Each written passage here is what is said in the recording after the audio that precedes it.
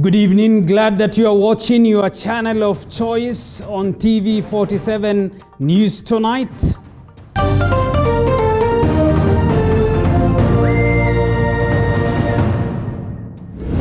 Tanzania President Samia Suluhu arrives in the country for a two-day state visit with restoration of diplomatic ties top on her agenda. BBI bill now a shaky bridge that even MPs are struggling to cross. Rarieda MP Otiende Amolo has already fallen through the cracks after he was axed from the Justice and Legal Affairs Committee.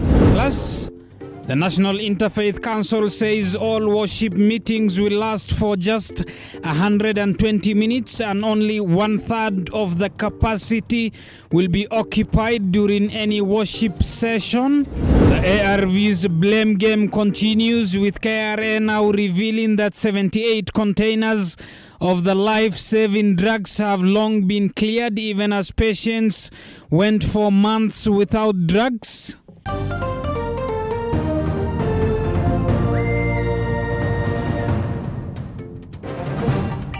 And Wairimu is our sign language interpreter. Good evening, I'm Abubakar Abdullahi. Welcome to the broadcast.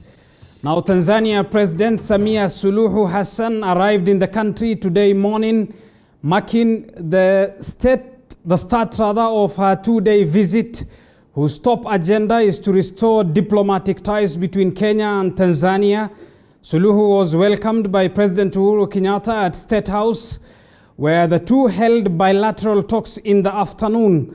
The Tanzanian president is expected to address a joint sitting of the National Assembly and the Senate before meeting the local business community as well as investors tomorrow. David Mudoka has the details. Aboard an Air Tanzania A220-300 Airbus, Tanzania President Samia Suluhu Hassan jetted into the country just minutes past 9:30 a.m. on Tuesday, marking the start of her much-awaited two-day state visit. At the Jomo Kenyatta International Airport, President Suluhu was received by Cabinet Secretaries Rachel Omamo and Amina Mohamed before proceeding to State House, where she was officially welcomed into the country by President Uhuru Kenyatta. At State House, President Suluhu's maiden visit went down in style as she was accorded elaborate state honors, among them the inspection of a guard of honor and a 21-gun salute. A few hours later, both Suluhu and Kenyatta addressed the nation, where they disclosed the subject of the visit that comes at a time when Kenya and Tanzania have had bruising fights over diplomacy and cross-border trade policies in the past 4 years. Such differences have threatened to slow down trade between the two countries, which amounts to 61.5 billion shillings annually. Tanzania na Kenya sio tu majirani, lakini ujirani wenyewe ni wa kindugu.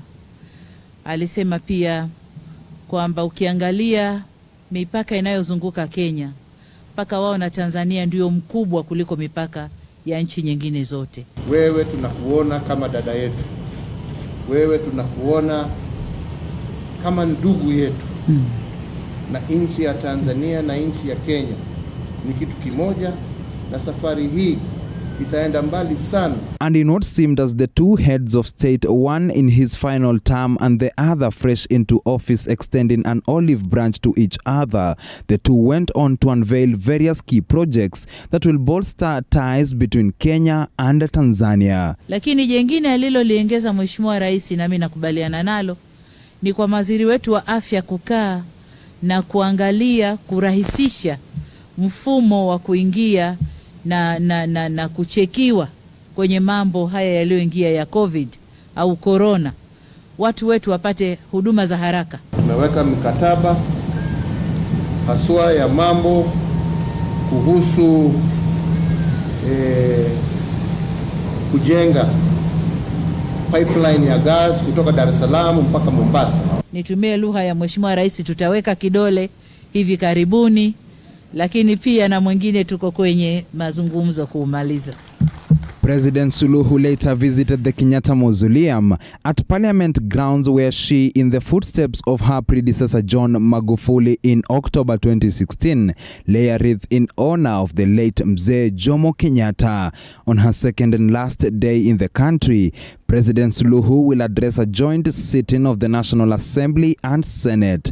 She is later set to speak to business leaders from Kenya and Tanzania to discuss business and investment opportunities in the two countries. David Mudhoka, TV47. Kenyans living on the border of Isebania on the Kenya-Tanzania border have expressed great optimism that the visit will help amend trade and bilateral relations between the two neighbors. Migori's small-scale traders say that Kenyan businessmen have suffered unfairly in the hands of Tanzanian authorities, with unbalanced trade regulations compared to their Tanzanian counterparts who do their trade in Kenya.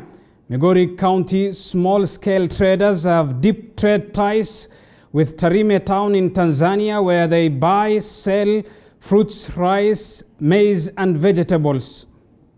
Wanauza vitu, lakini sisi tukienda boda kununua vitu kuja kuuza haturuhusiwi. Maskari wanatukalia mpaka uruhusiwi kufika hata Tarime. Mimi mwenyewe kanya mwenyekiti, siku moja nimeenda huko Tarime lakini sikufika. Nilipofika katikati ya daraja inaitwa Kirumi, kabla sijafika Tarime lilisimamishwa mpaka nikarudishwa, nikarudi Kenya. Tumepata shida sana juu saa hii wafanyikazi wamerudi chini, hakuna biashara, imeshuka. Watanzania wakuji, wa Kenya pia waendi pande ile. Tulikuwa tunaomba marais hao wawili waungane, watusaidie ili angalau tupate riziki. Kuna changamoto tunapitia tukienda kule, kwa sababu asiwezi kuebukika kama mpaka imefungwa. Sasa inabidi tukipita nyuma, maskari wa Tanzania huwa wanatusumbua kupita nyuma. Sasa nimefurahi sana kumsikia mama wetu rais wa Tanzania ako nchi wa Migori. Kama mimi mmoja wao kwa wafanyabiashara, nilikuwa naomba atakapoenda kule Tanzania, sisi ni kama machirani, atutengenezee jinsi tutakapokuwa tunafuata mzigo tunaingia kwa njia iliyo rahisi. Well, still on President Samia Suluhu's maiden visit to Kenya, and 12 human rights groups in East Africa have petitioned Tanzanian President Samia Suluhu Hassan to publicly denounce repression of human rights defenders, journalists and political activists in Tanzania. They say close to 200 people were jailed illegally during Magufuli's reign. Addressing the media a few hours after the arrival of Tanzanian President Samia Suluhu Hassan in the country for a two-day visit, the groups led by Haki Africa's Executive Director Khalid Hussein called on the new President of Tanzania to ensure the more than 200 human rights defenders, journalists and political activists who may still be incarcerated in prisons across Tanzania are released. Sisi tunaonelea itakuwa vizuri akiweza kuwafikia wote walioko kwenye upinzani, walioko kwenye makundi ya kijamii, walioko katika vyombo vya habari ambapo labda katika serikali ya awali walijipata katika mshike na serikali.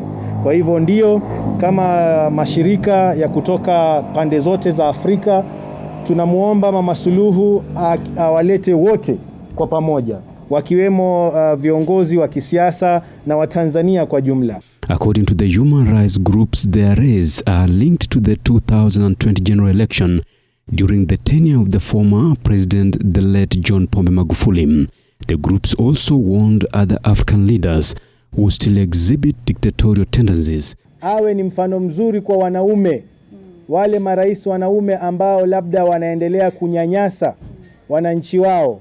Yeye awe katika mstari wa mbele kuwaonesha kwamba tunaweza kuongoza na kuheshimu haki za binadamu. Suluhu has exhibited a subtle approach compared to her predecessor. Soon after her swearing in, President Suluhu ordered for the reopening of media outlets closed under Magufuli's reign. What remains is to see whether the Tanzanian new president, Samia Suluhu, will release over 200 activists arrested during last year's general election in Tanzania. Daniel Masiza, TV47.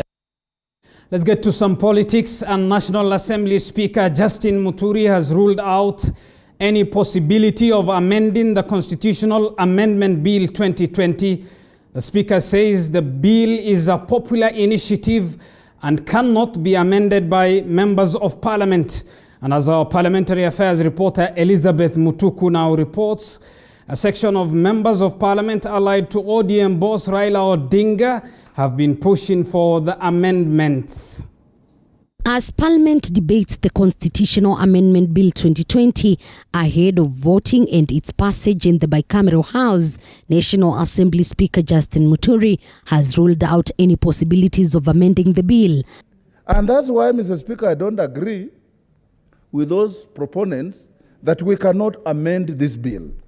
If you read Article 257 to the letter, nothing asks the authority of Parliament to amend a bill, including a bill such as this. Because it's a popular initiative, it is not tenable. It is illogical to entertain a view that Parliament can amend it during its consideration. And I think for me, it makes a lot of sense that because you are not the promoters, if the promoters do not convince the majority of Kenyans at the referendum, then the bill will be lost. But you cannot hijack the intention of the promoters at Parliament level. Addressing the media on Tuesday at Parliament buildings, Muturi said the bill is constitutional and popular initiative bill, clearing doubts by section of members that the bill was parliamentary and emanated from executive. It is my strong view that this is neither a parliamentary initiative nor is it a popular initiative, because those are the only two approaches by which a constitutional amendment can be initiated. It is neither of them. Instead, it is a legal hermaphrodite unknown to our Constitution, having been initiated by the executive with the unfortunate support of the opposition, and the people were roped in at the very end in a desperate attempt to sanitize an illegal process. And it does not become executive merely because some minister, cabinet minister, or some principal secretary, or some members of Parliament have signed it in support. It suffices that it is still a bill by popular initiative, not a parliamentary initiative. A parliamentary initiative is the one provided for in Article 256, and such a move does not go to the counties. The requirement is only to publish it for a period of 90 days so that people can have, can look at it and see what it is that the person desiring to amend through a parliamentary initiative is providing. On controversial creation of an ombudsman office, which is majorly seen as a threat to the independence of judiciary, Muturi says the clause will allow JSC to discipline rogue judges, unlike the current setup. If this bill is going, and this bill is going to be taken to a referendum, if the people in the referendum go and pass it and tell you you are going to have JSC, you are going to have power to discipline judges, because currently they only discipline registrars, magistrates, and other judicial officers. They are being given more work more power to discipline those senior ones. You have seen it recently when judges are being interviewed. Once Parliament passes the bill as it is, the bill will proceed to President, who will then forward to IBC to organize a referendum. With more interests arising from members of Parliament concerning the Constitutional Amendment Bill 2020, it seems it might take longer in the House before a decision is arrived at. Elizabeth Mutuku, TV47 Palm Buildings, Nairobi. Still on matters, BBI and Rarieda Member of Parliament Otiende Amolo has been removed from the National Assembly's Justice and Legal Affairs Committee.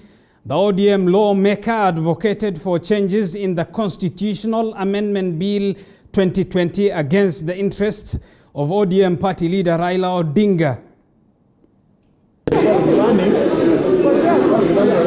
The Orange Democratic Movement Party, or ODM, has kicked out the Rienda Member of Parliament Otiende Amolo from the National Assembly Justice and Legal Affairs Committee. The change was communicated by Majority Leader Amos Kimunya and seconded by Minority Leader John Mbadi during the afternoon session of the August House. Honorable Francis Tom Joseph Kajwang, MP, to be appointed to the Departmental Committee on Justice and Legal Affairs to replace the Honorable Otiende Amolo, MP. Mr. Speaker, the selection committee sat yesterday and did some reorganization for the better functioning of the National Assembly. Will as many as for that opinion say aye? Will as many as for counter opinion say nay? The ayes have it, honourable members. Otiende and a host of ODM lawmakers, led by Senator James Orengo, were supporting an amendment to BBI bill in Parliament, an issue opposed by ODM party leader Raila Odinga.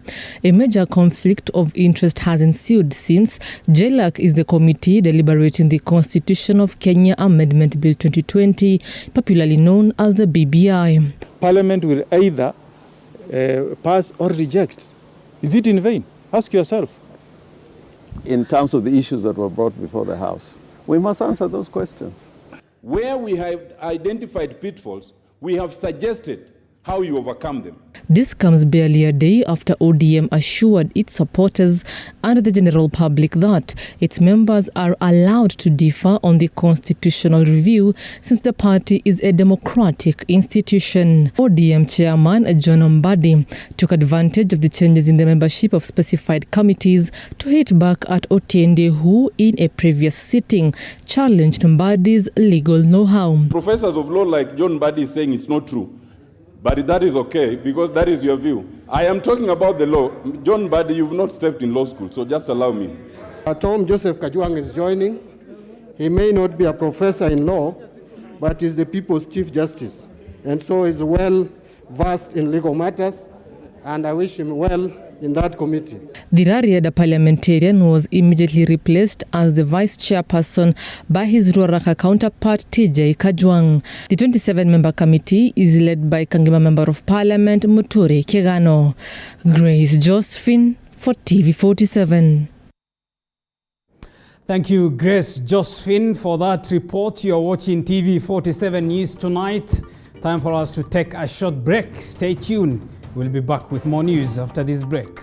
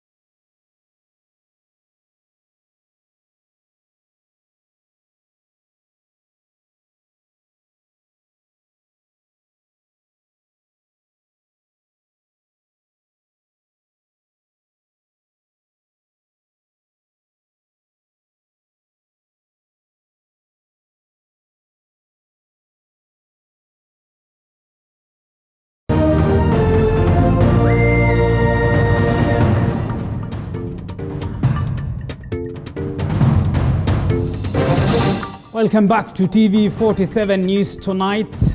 Let's get to more news. And the Interfaith Council has hailed the move by the government to lift some of the restrictions imposed on 5 counties classified as disease-infected zones. The Interfaith Council has reiterated that the resumption of in-person worship services, all stipulated guidelines are to be followed, including the wearing of masks and washing of hands.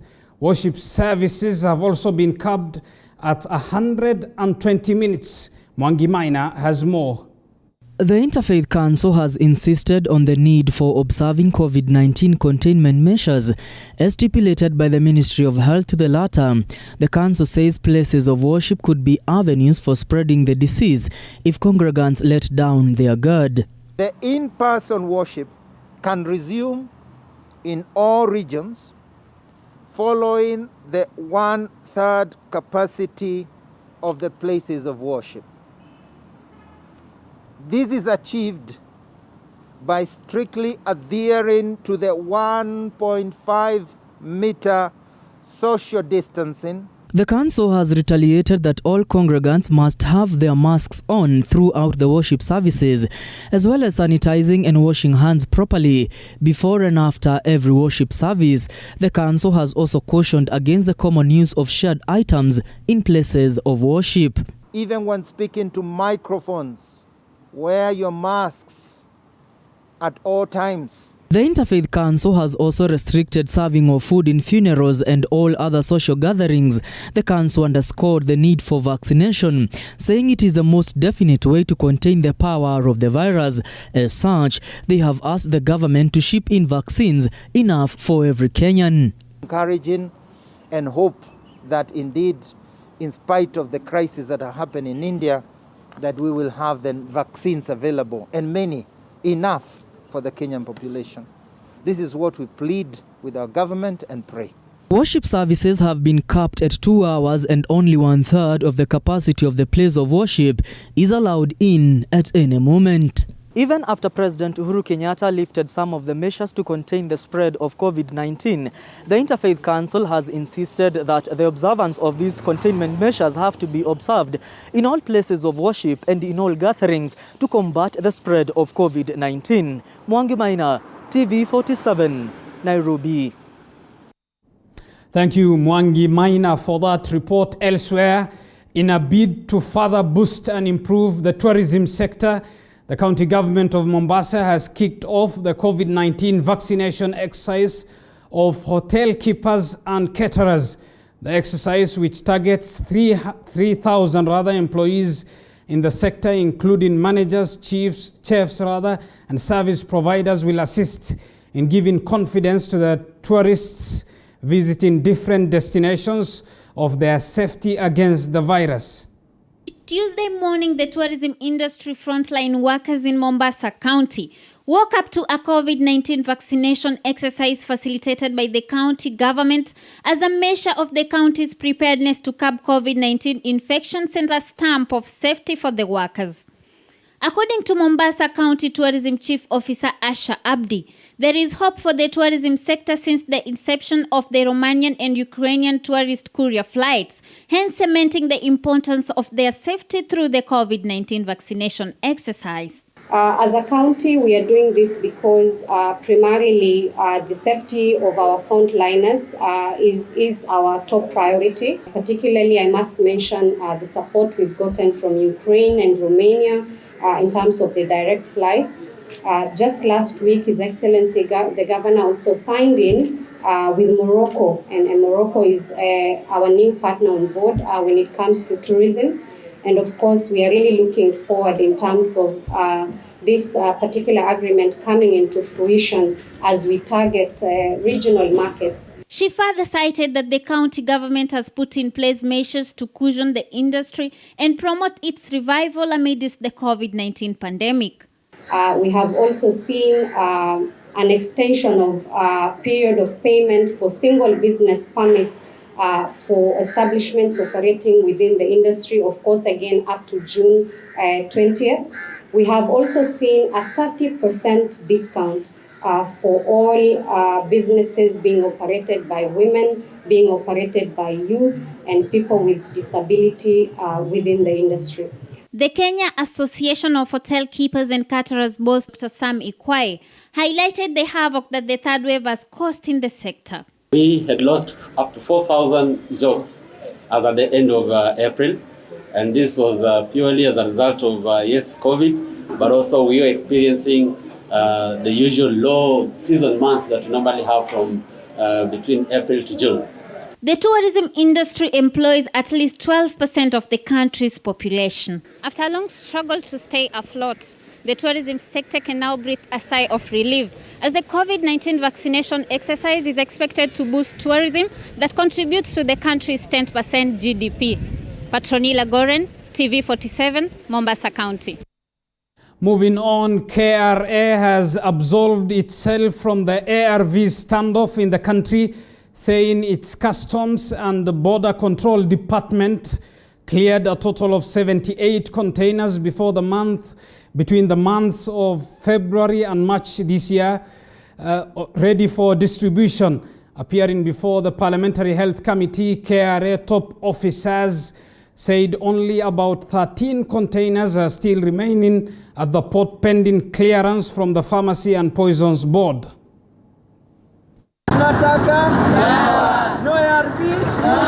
Close to 2 months into the ARV standoff, and different arms of the government are seemingly pointing a finger at each other, KRA now saying its Customs and Border Control Department cleared a total of 78 containers between the month of February and March this year for distribution, and that USAID has held on to those drugs until now. So we have a total of 13 40-foot containers handled by 2 agents, that's Bolore Logistics and Laura's Lab. So these are lying at the Mombasa Container Terminal Transit Shed.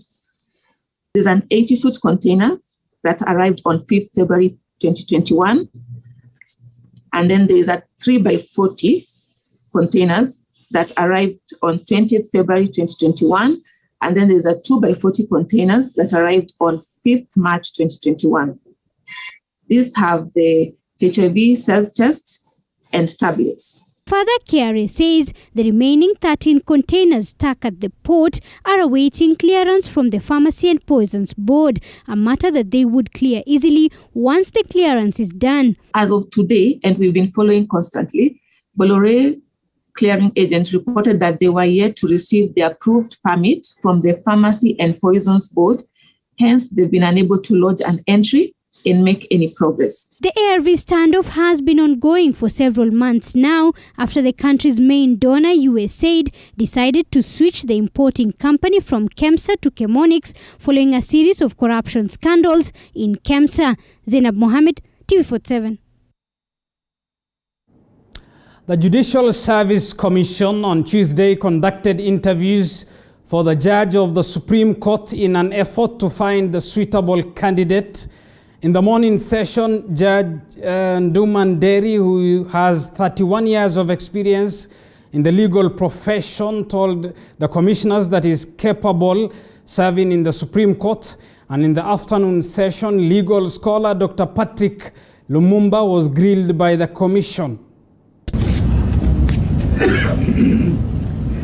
The search for the judge of the Supreme Court continued on Tuesday, with Judge Ndumanderi appearing before the JSC panel in the morning session. Justice Nderi, who has 31 years experience in the legal profession, said he has enough experience to sit in the apex court. So I have a lot of experience in litigation, including doing that before the East African Court of Justice. And this was a landmark case defending the Constitution, which I did successfully together with Kefa from the Attorney General's office, but I led him in the arguments before a 5-judge bench, East Africa community, to defend the promulgation of the Kenyan Constitution. Nduma Nderi further said he will ensure there is a conducive environment in the Supreme Court by ensuring the junior staff are motivated and respected. In terms of conducive environment, first of all, is yourself giving them respect and recognition. Respect. Appreciating the work they do. Finding ways of motivating them and inspiring them to achieve within the group as a Supreme Court, and by coming up with policies which motivate the employees. In the afternoon session, Dr. Patrick Lumumba, who has been practicing law for 30 years, said he will be a patriotic judge in the Apex Court, ensuring Kenyans are served well. In that court, as a judge of the Supreme Court, I'll want to look at all the decisions that I will give as decisions which will promote our country. As decisions which will make sure that our country is progressive, not only economically, politically, but also, people should be able to enjoy their rights. On corruption, Dr. Lumumba said if nominated to be judge of the Supreme Court, he will help in speedy decision on cases to change the perception of Kenyans on delayed justice coupled with corruption. Even in the Supreme Court, if we are able to deliver justice instantly without delay, those perceptions of corruption will not be there. And I can dare say, if in a situation where proceedings move faster, in a situation where people know what they should expect, that within a certain time frame, their decisions will be given, the aspect of corruption will only be limited to those people who are indeed corrupt. On Wednesday, the JSC will conclude by interviewing the president of the Court of Appeal, Judge William Ouko, born in Siaya County with 33 years experience in law, followed by Justice Sergon Kiplagat, born in Baringo County, 1964. He is the judge of the High Court with 29 years experience in the legal profession. Finally, Aliciano, born in Elgeyo Marakwet in 1968, will prove if her 25 years experience in laws will enable her to serve as a judge of the Supreme Court. Joash Onsare, TV47, Nairobi. Thank you, Joash Onsare, for that report. Remember, the Judicial Service Commission is set to conclude the interviews tomorrow. Of course, 3 days of interviews seeking a replacement to fill the vacant position at the country's top court. Time for us to take another short break. Stay tuned.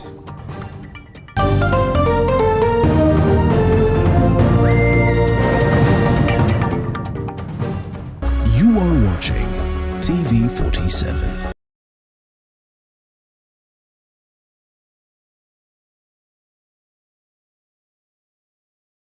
To familiar territory. William Ruto will serve his 5 years term as the deputy president. Pundits Night is here to give you powerful, thought-provoking political commentaries. The mountain can produce a country. Give Moses Kuria a chance to respond. Let me ask you this. Are you not taking advantage of first my situation? You talk about the people with the ultimate power. Kikuyus will vote for somebody from outside their community to be the next president of this country. We talk to the newsmakers, the opinion shapers, and the pundits. Fair enough. I believe that part so that as we dissect everything you need to know to make an informed decision.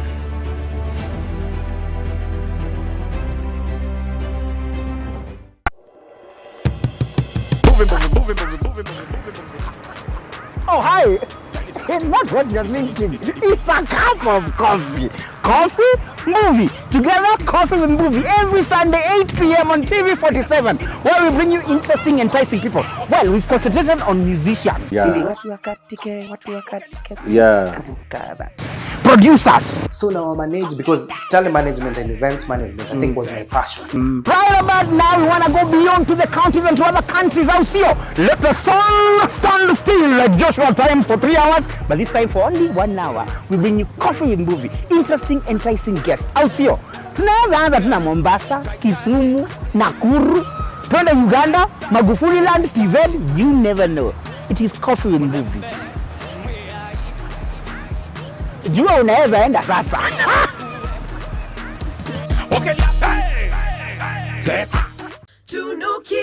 Raukia siku njema na tunukiwa offers kila siku.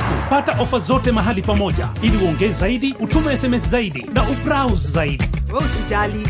Tuma namba ya kila supplier kwa hiyo soko. Nitajoble nitaongea na kila mmoja wao. Very good. Piga *444 utunukiwe Credo double. Raukia siku njema na tunukiwa.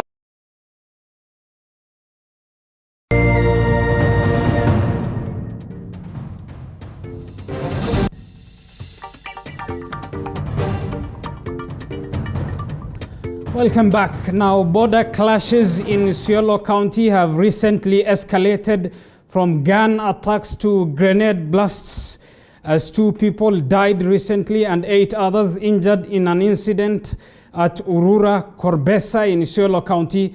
Mohammed Abdikadir, a surgeon in Isiolo County, today confirmed that 8 men aged between 21 and 32 years with gunshots and hand grenade injury wounds and nursing injuries at Al-Farah Center, a private facility in Isiolo town. Ambaye ni sehemu inaitwa Kura, eneo ya Korbesa.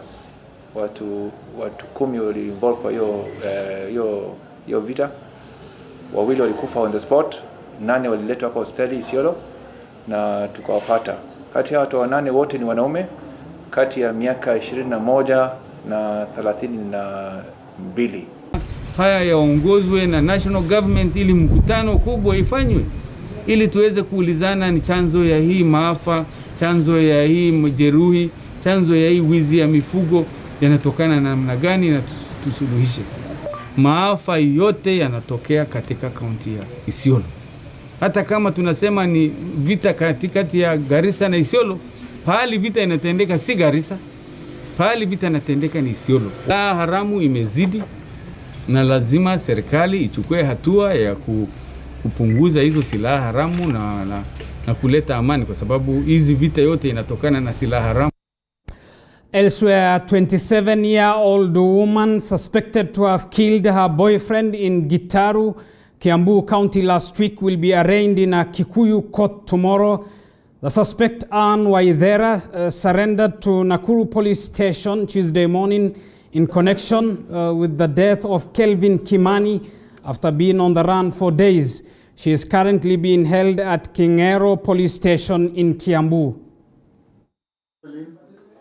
Tumeweza kumpokea na DCI Kabete anaendelea na uchunguzi. Ikipatikana ushahidi ya kutosha atapelekwa kotini. Mshukiwa anasema kwamba baada hicho kitendo alipanda lori na akaelekea mpaka Nakuru. Ikawa maisha imekuwa ngumu kidogo kwa sababu hana pesa, jinsi ya kukula, akaona ni heri ajisalimishe kwa polisi, na ndio vile alijisalimisha na tukaitiwa na tumemchukua. Hataenda mara moja, tutaomba muda wa siku 14 ndio tufanye uchunguzi vizuri bila haraka ndipo aweze kuwasilishwa mahakamani. Moving on, locals in Lurambi sub-county, Kakamega County have expressed fears of a cholera outbreak due to increased levels of pollution from a dump site in the area. The locals are now calling for relocation of the dump site to save them from the lurking dangers, as Violet Auma reports. A pathetic sight and stench dominates the air of Luesero village, Lurambi sub-county, located in the outskirts of Kakamega town. According to the residents, the site is an eyesore, a health hazard. Hapo ukiangalia kwa kweli hii shamba ni ndogo sana. Haistahili kumwaga takataka kama hii. Takataka kama inataka shambari hekari 10 kuendelea. Na ikuwe well sealed, kuna security ya kungoja hizo vitu. Hapa iko tu na mwagwa na wanaenda. Ukiangalia nyumba ndio hizi karibu. Na hivi vitu yanamwaga vianza bado kuoza. Vitakapoanza kuoza tutatarajia hapa mainzi, mosquitoes, hii ni kwa kuua mtaa. Locals here say the situation is worse during this rainy season, urging public health officers to take action fearing for a disease outbreak. Hii takataka imeharibu mazingira hapa. Hii ni uchafu kabisa ni uchafu. Hata homa imeanza kwa hao watoto. Watoto unapata mtoto ameshika kondom anapuliza ndani, mtu anashika chupa na lamba. Na hii kwa kweli naona baada ya muda tu kidogo hapa mbeleni tunatarajia kolera, kipindupindu. Residents are accusing county government for not conducting public participation before using the field that is in the residential area as a dump site. Vile walibeba hii wakileta hapa, huyu mtu angeuliza sisi kama community hapa tusikize. Anaweza fanya kazi mzuri. Kungelifaa kuwe na public participation. Aita watu ya mtaa, hawarifu nataka kumwaga takataka hapo kutokana na hivi, lakini yeye alijitolea tu na akaanza kufanya kivyake. Kuulizwa ni mtu ako na kiburi sana, anajibu anaongea maongezi machafu sana, anasema sisi wanunuzi wa huku hatuna sauti ya kuongea, huku ni kwao. They are now calling for the relocation of the dump site, saying the menace has left